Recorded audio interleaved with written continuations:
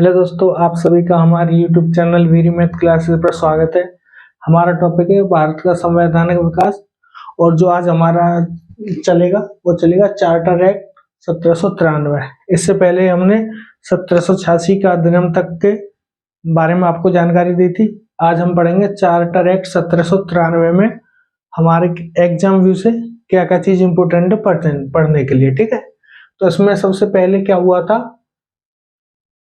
इस चार्टर के द्वारा कंपनी के अधिकार को 20 वर्ष के लिए बढ़ा दिया गया था। इसका मतलब क्या है? इसका मतलब है कंपनी भारत में व्यापार कर रही थी तो उसका बहुत ज्यादा कमाई हो रही थी। तो इंग्लैंड में जो दूसरे व्यापारी थे वो कह रहे थे कि हमको भी भारत से व्यापार करने की अनुमति दी जाए, लेकिन इस चार्टर के द्वारा भी उन लोगों को अनुमति दी गई नहीं थी। इसके द्वारा क्या किया गया था, कंपनी के अधिकार को पुनः 20 वर्ष के लिए बढ़ा दिया गया था। ठीक है ना।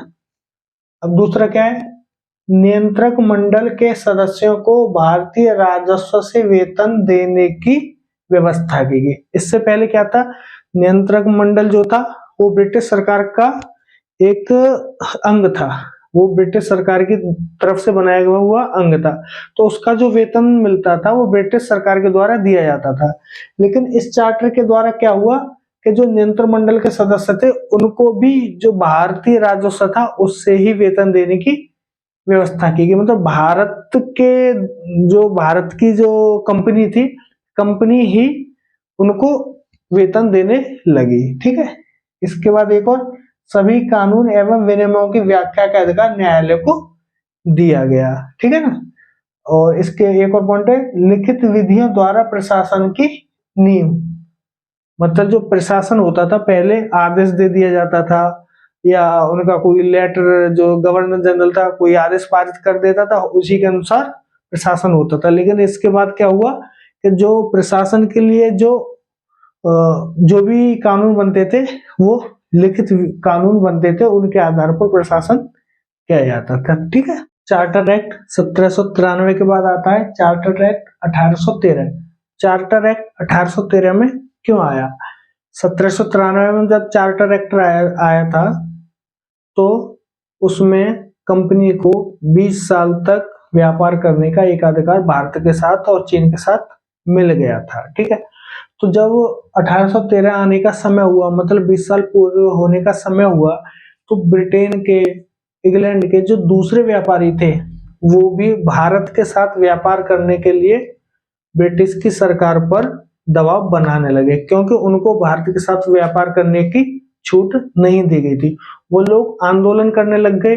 तो उनके प्रेशर में आकर ब्रिटेन की सरकार ने 1800 चार्टर एक्ट में एक प्रावधान किया। उन्होंने क्या किया कि जो कंपनी का व्यापारिक एकाधिकार था उसको खत्म कर दिया। जो ईस्ट इंडिया कंपनी का जो भारत के साथ व्यापार का एकाधिकार था उसको खत्म कर दिया। लेकिन उन्होंने क्या किया, चाय और चीन के व्यापार पर कंपनी का एकाधिकार बनाए रखा। भारत में दूसरे व्यापारी आकर व्यापार तो कर सकते थे, भारत में जमीन भी खरीद सकते थे, भारत में बस भी सकते थे, लेकिन वो चाय का व्यापार नहीं कर सकते थे और वो चीन के साथ व्यापार नहीं कर सकते थे। चाय और चीन के व्यापार पर ईस्ट इंडिया कंपनी को ही एकाधिकार बनाए रखा। ठीक है। उसके बाद एक और प्रावधान था, कलकत्ता, बंबई, मद्रास की सरकारों द्वारा बनाई गई विधियों का ब्रिटिश संसद द्वारा अनुमोदन अनिवार्य कर दिया। इसका मतलब है पहले जो बंगाल, मद्रास और बंबई के जो गवर्नर थे, गवर्नर जनरल थे, वो कोई भी आदेश पारित कर देते थे और उसी के अनुसार भारत में प्रशासन होता था। लेकिन अब ऐसा नहीं था। इसके द्वारा बताया गया कि वो आदेश पारित कर सकते हैं, अपना कानून लागू कर सकते हैं, लेकिन उसके लिए जो भी वो आदेश बनाएंगे, कानून बनाएंगे, वो पहले ब्रिटिश संसद द्वारा अनुमोदित होगा। जब उनको वहां से स्वीकार्यता मिल जाएगी तब वो भारत में लागू होगा। इसका मतलब वही है। ठीक है। कलकत्ता, बम्बई, मद्रास की सरकारों द्वारा बनाई गई विधियों का ब्रिटिश संसद द्वारा अनुमोदन अनिवार्य कर दिया गया। एक और पॉइंट था, भारतीयों की शिक्षा पर प्रतिवर्ष 1 लाख रुपए खर्च। इसका मतलब है जो ईस्ट इंडिया कंपनी थी वो प्रतिवर्ष भारतीय लोगों की शिक्षा पर 1 लाख रुपए का खर्च करेगी। अगला पॉइंट है ईसाई मिशनरियों को धर्म प्रचार की अनुमति। इसका मतलब क्या है, जो ईसाई मिशनरी थे, ईसाई धर्म प्रचारक थे, उनको भारत में धर्म प्रचार करने की अनुमति मिल गई। ये अनुमति क्यों दी गई थी? तो उनका जो छुपा हुआ एजेंडा था वो था कि भारत के लोगों को ज्यादा से ज्यादा कन्वर्टेड करके ईसाई बनाया जाए। जब वो ईसाई बन जाएंगे तो वो अंग्रेजों का विरोध नहीं करेंगे, क्योंकि अंग्रेज भी ईसाई थे। भारतीय जो भी लोग भारतीय ईसाई बनेंगे वो अंग्रेजों का सपोर्ट करेंगे। अंग्रेजों को अपना प्रशासन करने में आसानी होगी, क्योंकि जो भारतीय लोग ईसाई बनेंगे वो अंग्रेजों को उनका शासन प्रशासन करने में सहायता करेंगे। ठीक है, और आज के वीडियो में हमारा इतना ही, यही इसका उद्देश्य था, ईसाई मिशनरियों को धर्म प्रचार करने की अनुमति का। ठीक है, आज के वीडियो में हमारा इतना ही।